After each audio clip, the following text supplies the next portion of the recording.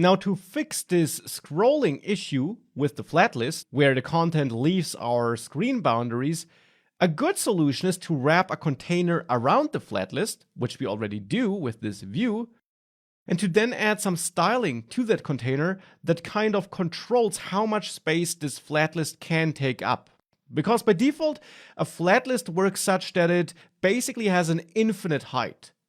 Now, if we restrict that height, though, through a parent container that we add around it, then the flat list will become scrollable inside of that container, but with that we can avoid that it goes beyond the boundaries of our device.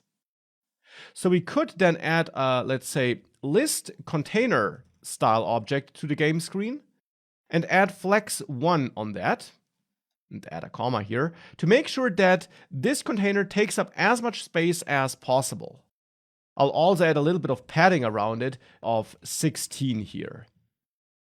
And then this list container style property is assigned to this view here,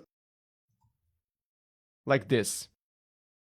Once we do that, you will see that if we start a new round and we keep on guessing here and we hopefully don't guess the number too early, now I can still scroll here, but now I can scroll all the items into view and they don't go outside of my screen, which of course is better than what we had before.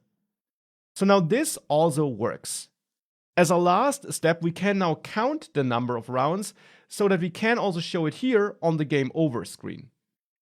Now, counting the number of rounds to show it on the game over screen is actually not too tricky. In the game screen, we are already logging all our rounds, and in the end, the length of that list is basically the number of rounds it took the phone, the device, to guess our number.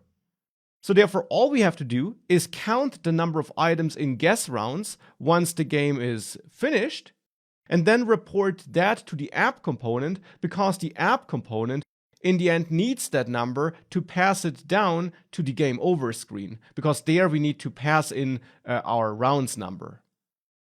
Now for this we already have the guess rounds state here in the app component, which here is not an array but a single number, and we want to update this number as soon as the game is over. For this we got this game over handler already, which is called by the game screen when the game is over. And we now just need to make sure that we report the number of rounds here, that we get this as a parameter value, so that in this function we can set guess rounds equal to this number of rounds. And now we just need to make sure that this parameter is passed into game over handler, so into the on game over prop from inside game screen.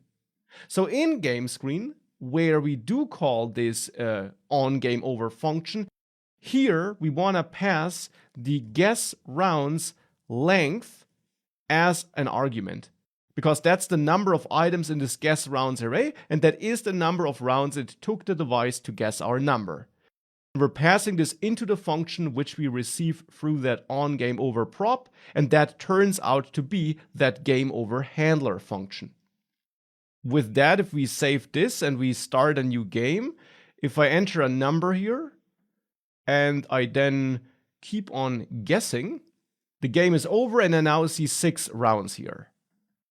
So this works, and let's actually also test this on Android now and guess here.